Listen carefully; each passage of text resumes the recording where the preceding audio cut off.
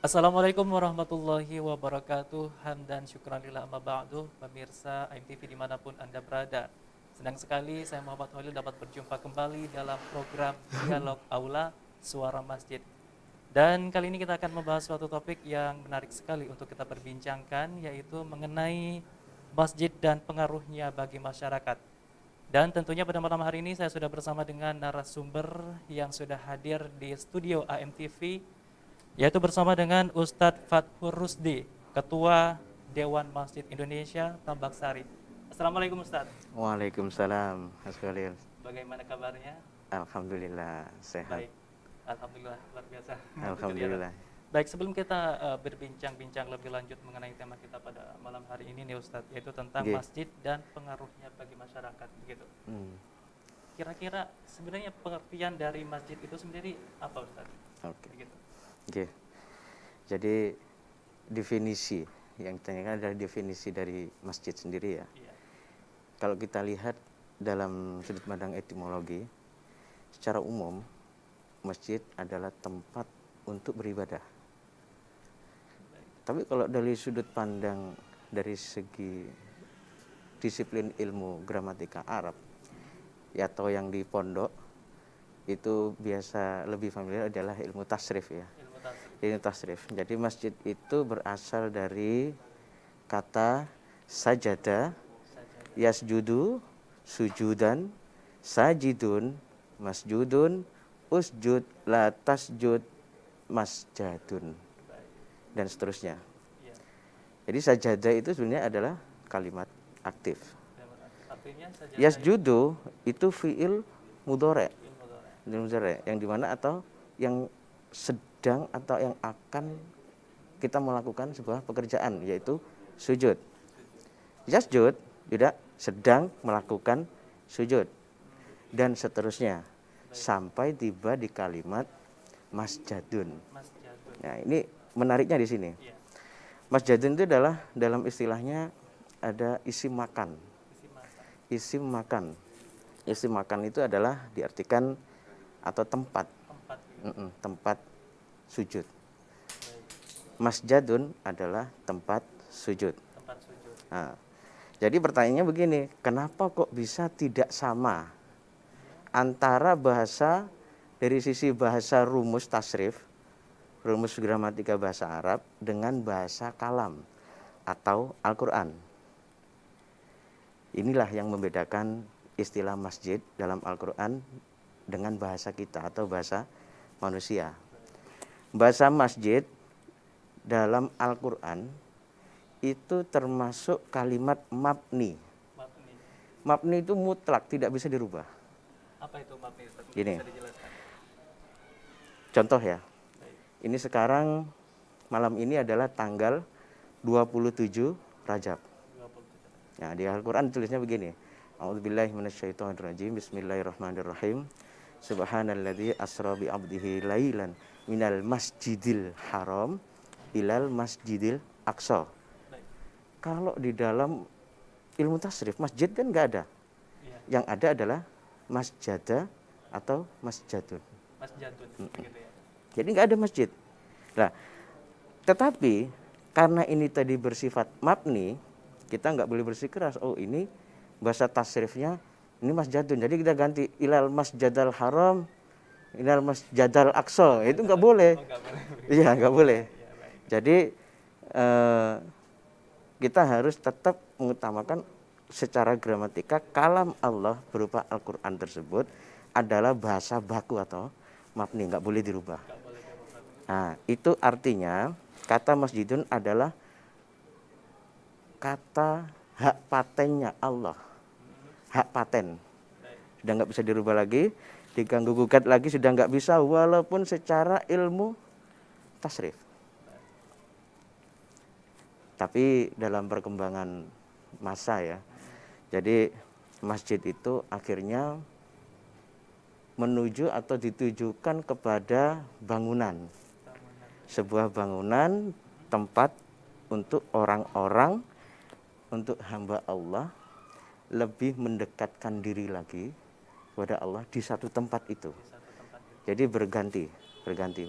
Baik. berarti masjid ini artinya tempat bagi orang-orang yang bersujud. Mm-mm. Gitu, Ustaz.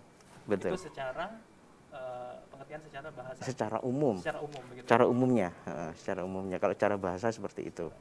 Jadi kalau misal gimana, kalau misal ditujukan ke tempat atau sebuah bangunan yang memang dipersiapkan atau dibentuk, didesain seperti orang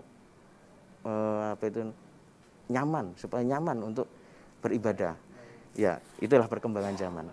Tapi kalau dilihat dari sisi kata bahasanya ya seperti itu tadi. Baik Ustaz, ini menarik sekali ya. Apakah masjid itu hanya pengertian definisinya hanya seputar tentang tempat orang-orang yang bersujud saja, atau mempunyai pengertian yang lebih luas lagi begitu?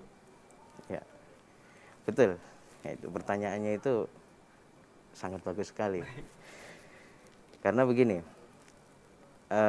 masjid selama ini adalah tempat dibuat orang untuk beribadah saja. Artinya berubudiyah hablum minallah. Hablum minallah.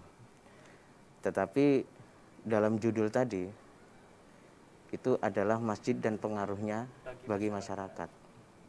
Artinya masjid dan masyarakat atau lingkungan sekitar adalah satu kesatuan yang tidak dapat dipisahkan. Artinya hablum minannasnya juga ada begitu ya? Ada. Hablum minannasnya ada. Jadi tidak hanya hablum minallah, melainkan juga hablum minannas. Oke. Terus berikutnya, seberapa penting peranan dari masjid itu sendiri begitu? Untuk masyarakat, untuk kemaslahatan masyarakat. Oke. Dalam Quran surat At-Taubah ayat 18, Allah Subhanahu wa taala berfirman, A'udzubillahi minasyaitonirrajim. Innama ya'muru masajidallah man amana billah wal yaumil akhir wa aqamas salata wa ataz zakata wa lam yakhsha illallah fa asa ulaika ayyakunu minal muhtadin.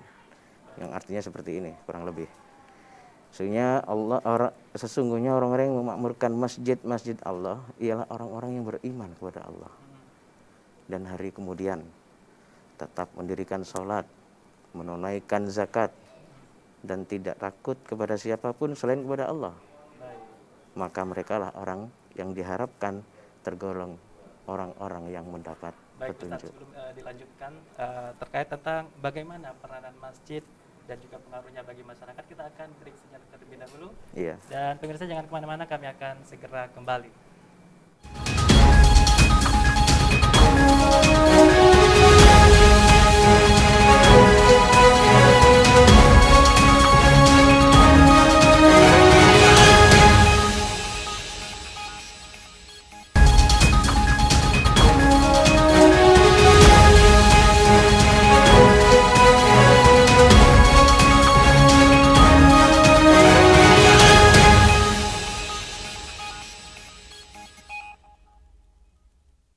Terima kasih Anda kembali bersama kami dalam program Dialog Aula Suara Masjid, dan masih bersama dengan narasumber kita pada malam hari ini, yaitu Ustadz Fatkur Rusdi, Ketua Dewan Masjid Indonesia Tambak Sari. Baik Ustadz, kalau kita sudah berbincang-bincang tentang definisi dari masjid itu sendiri, dan tadi juga sempat disinggung terkait peranannya masjid itu bagi masyarakat seperti apa, mungkin bisa dilanjutkan. Oke. Ya, terima kasih Mas Ulin. Masjid adalah rumah Allah, sesuai dengan ayat yang sebelumnya saya baca tadi. Begitu tingginya derajat masjid. Allah Ta'ala sampai menyandingkan dengan dirinya sendiri. Hal ini menunjukkan kemuliaan, keagungan, kedudukan masjid di sisi Allah. Innama ya'muru masajidallahi man amana billah ila akhiril ayah.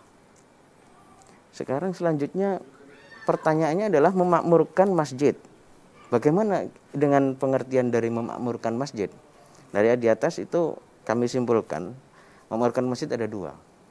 Yang pertama, kita membangun masjid yang enggak ada menjadi ada di sebuah lingkungan, memperindah, merenovasi, melebar atau meluaskan bangunannya. Artinya dalam konteks memakmurkan yang pertama, ini adalah kami bagi secara fisik. secara fisik, memakmurkan secara fisik. Tapi tentunya itu bukan sesuatu yang hal utama.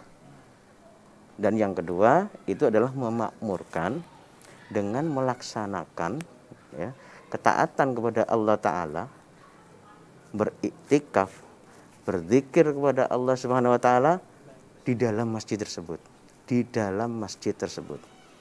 Jadi ada dua. Kita memakmurkan secara fisik dan kita memakmurkan di isinya atau di dalamnya. Itu hablum minallahnya tadi. Hablum minallah. Kita bahas hablum minallah dulu. Allah Ta'ala mengkhususkan upaya memakmurkan masjid dalam bentuk amal ibadah, dan karena itulah tujuan sebenarnya.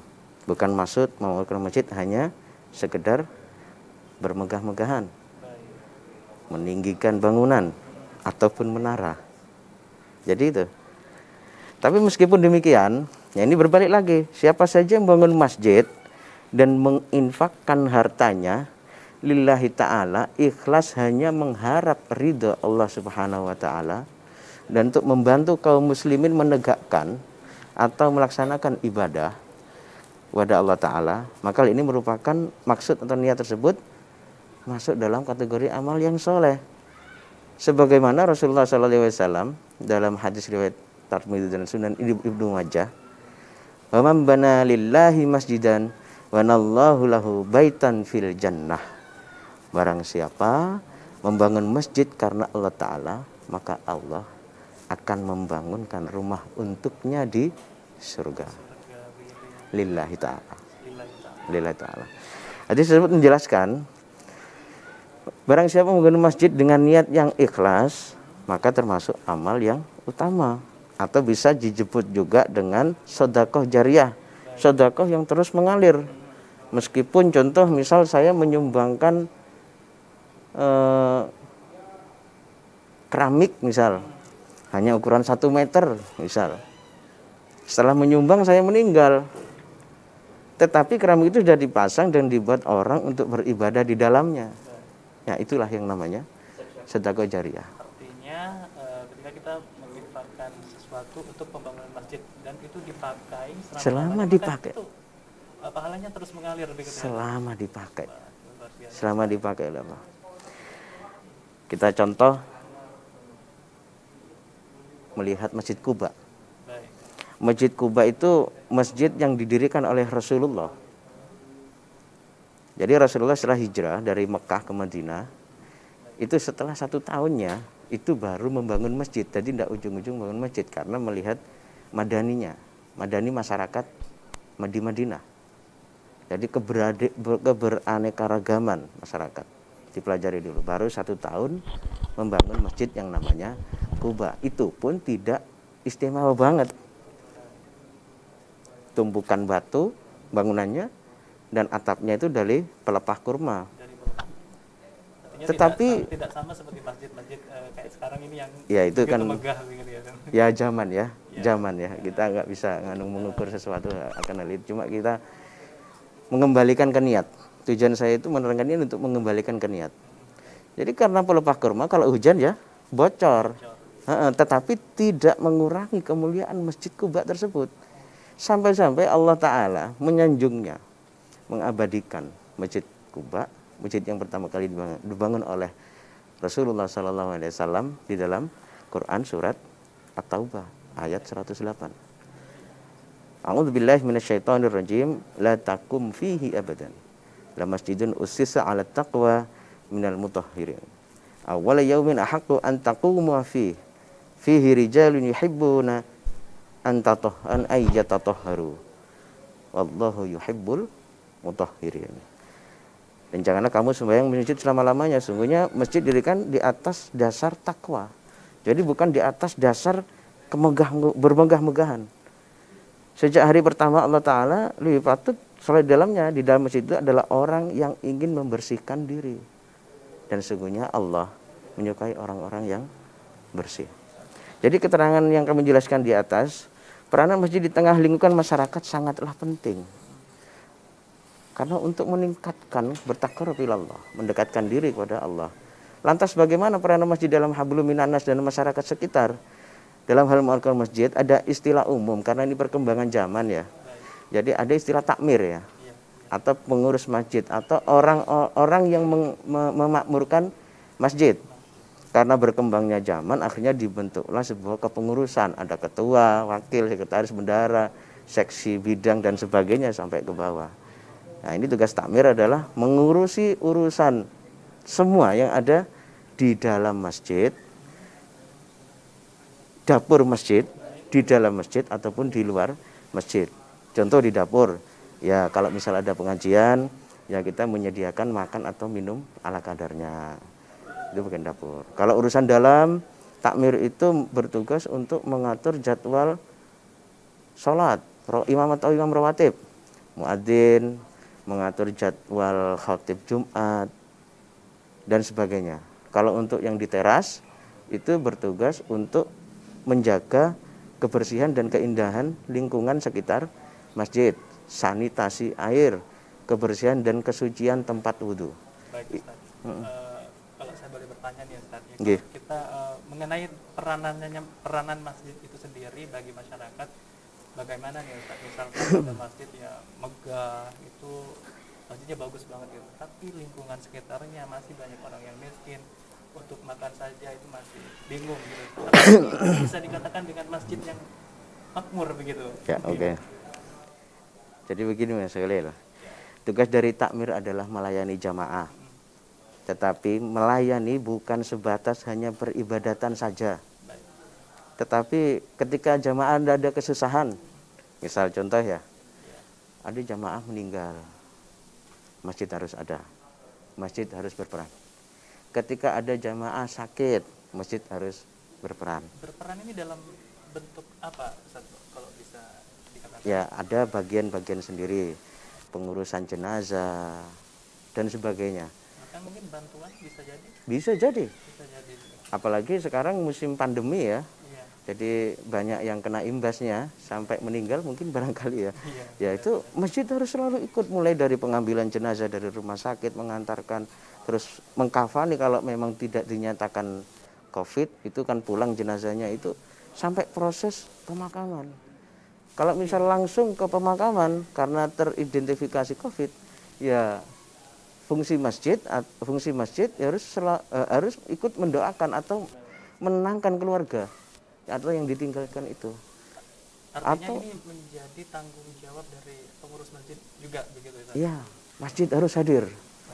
Masjid harus hadir ketika meninggal ataupun sakit, ataupun mungkin bisa jadi ada jamaah atau warga yang kesurupan mungkin ya. Bahkan keseruan pun juga ini juga menjadi tanggung jawab pengurus masjid gitu ya. Ya istilahnya kita bergerak sesuai kemampuan aja. Tetapi andaikan itu dilakukan, bisa dirasakan manfaat atau kehadiran masjid tersebut. Baik Ustaz, kita akan jeda sejenak, dan pemirsa jangan kemana-mana, kita akan segera kembali.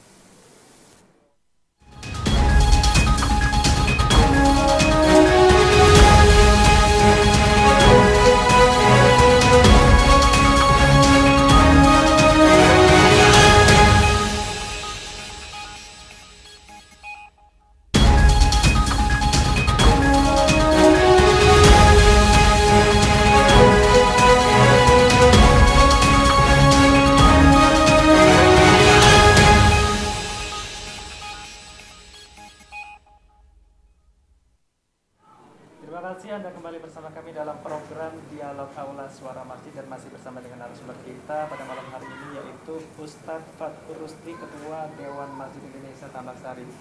Baik Ustadz, mungkin bisa dilanjutkan terkait penjelasan yang baru saja kita bahas, yaitu terkait tentang peranan masjid dan pengaruhnya bagi masyarakat. Saya tambahkan sedikit ya.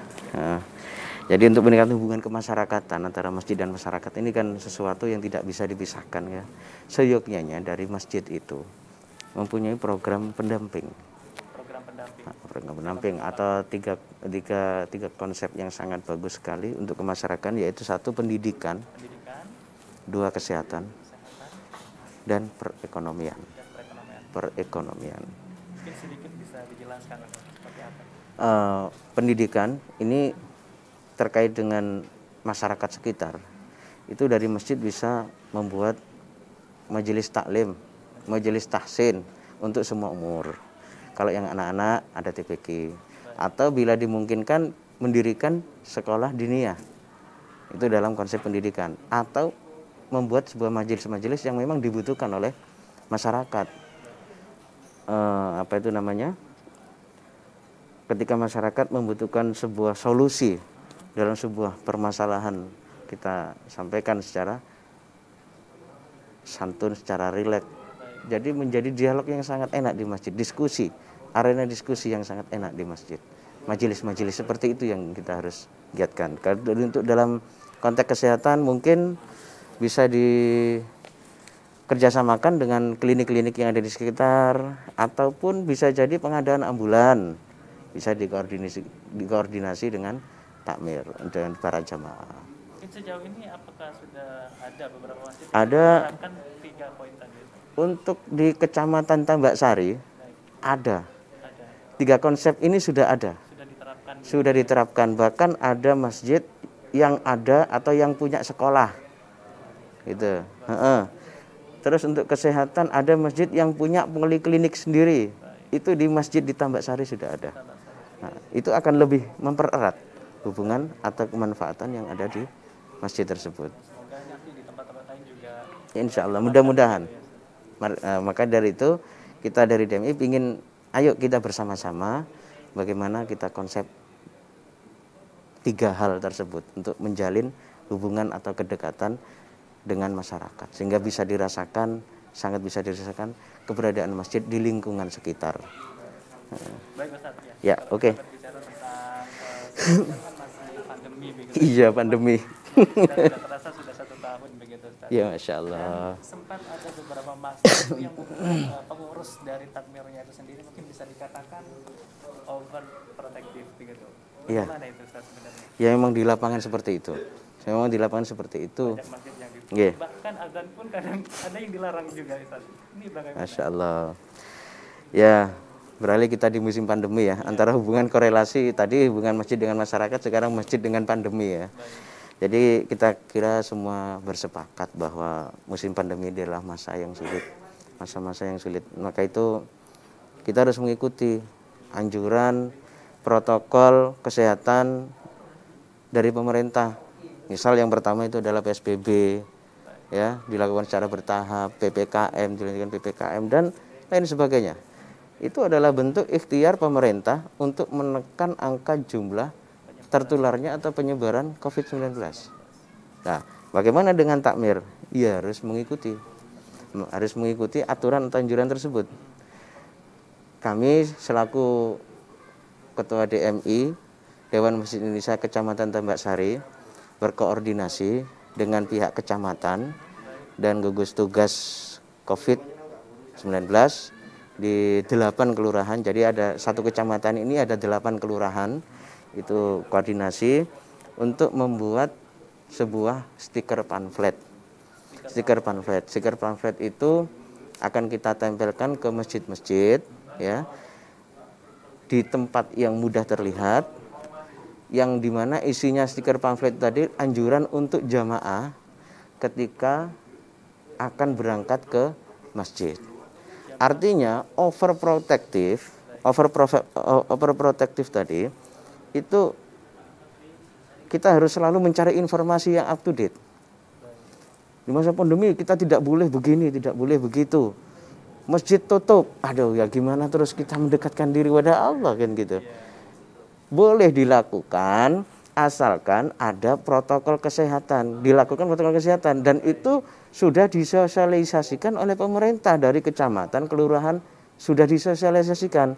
Maka itu untuk lebih update informasi tentang prokes, kami dari DMI Kecamatan Tambak Sari itu melakukan gerakan serentak, yaitu penempelan stiker berupa arahan-arahan. Jadi ya mohon maaf jangan fobia gitu loh. Ya santai-santai aja lah gitu. Artinya tetap aja protokol kesehatan yang dianjurkan oleh pemerintah. Tetap dari takmir harus melakukan kegiatan meskipun jadwal aturan-aturan itu berubah. Kalau dulu ada majelis gini mungkin bisa, kalau sekarang mungkin bisa ditambahi dengan daring atau online dan itu sudah banyak dilakukan di masjid-masjid Kecamatan Tambak Sari. dibantu dengan tim-tim ahli. Jadi jangan sampai enggak, tetap harus dilakukan, tapi tetap menjalankan protokol kesehatan sesuai arahan dari pemerintah setempat. Gitu. Jadi saya kira nggak perlu lah gitu over sampai nggak ngadain pengajian, nggak ini sholat ini, sampai digembok itu janganlah. Bahkan ada yang dikasih garis semacam garis polisi, garis polisi ya. Ya mungkin sebagai ikhtiar ya, ikhtiar Mas Khalil untuk COVID ini di masjid itu cuma menjaga jarak, dari rumah sudah membawa wudhu, pakai sajadah gitu, dan ada titik-titik jarak soft, itu aja. Artinya boleh kan dilakukan, jangan sampai ditutup gitu loh. Kalau ditutup nanti gimana, nanti kita lakukan doa bersamanya supaya masa-masa ini segera berlalu, ya harus berjamaah lah intinya. Baik Ustaz. Ustaz Rusdi ini kan menjabat sebagai Ketua Dewan Masjid Indonesia Tambak Sari begitu ya. Sebenarnya Dewan Masjid itu seperti apa Ustaz? Mungkin Anda bisa jelaskan ke pemirsa di rumah, mungkin ada yang masih belum tahu. Iya, Dewan Masjid Indonesia itu adalah sebuah wadah ya. Sebuah wadah yang mengkoordinasikan kegiatan yang ada di masing-masing masjid. Kegiatan baik itu yang bersifat yang kita bahas tadi kita bahas tadi, saya bagi ada dalam, ada dapur, dalam atau teras ya. Nah, DMI ini ada di 2 poin ini. Jadi di dalam ataupun di teras masjid. Itu bisa. Kegiatan seperti apa Ustaz? Kegiatannya dan fungsi-fungsinya bagi masjid-masjid mungkin yang ada di Surabaya ini ada organisasinya tersendiri atau bagaimana? Organisasi ini untuk Dewan Masjid sendiri ini di Tambak Sari, ketuanya jenengan begitu. Jadi setiap daerah ada ketuanya masing-masing. Ada, setiap kecamatan ada ketua DMI masing-masing. Dan kita memang sangat responsif. Kalau misal koordinasi, misal ada khatib yang berhalangan hadir, contoh. Misal butuh ustadz atau yang mengisi majelis taklim atau pengajian rutin, ya kita hadir. Jadi intinya kita akan mencetak kader-kader yang jelasnya kita berhaluan ahli sunnah wal jamaah, ya. Kita naungi NU dan Muhammadiyah. Jadi kita tidak melihat pemahaman atau pemikiran NU atau Muhammadiyah. Yang penting ada masjid, kita ajak gabung bersama. Apa yang menarik dari masjid tersebut kita sampaikan ke masjid yang lain. Jadi biar masjid yang lain tahu, oh masjid ini punya kegiatan ini. Mungkin terakhir ada yang mau disampaikan Ustaz. Ya, oke. Ya, kami dari DMI Kecamatan Tambak Sari mengajak kepada seluruh takmir untuk selalu semangat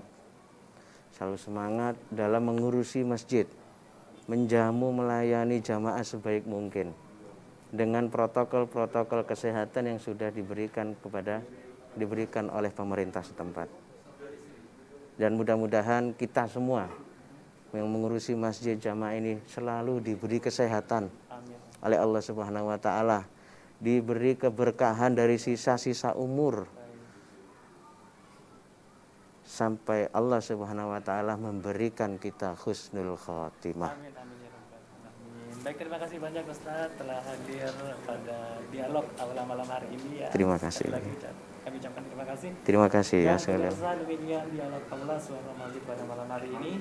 Saya Muhammad Alil pamit undur diri. Wassalamualaikum warahmatullahi wabarakatuh. Waalaikumsalam warahmatullahi wabarakatuh.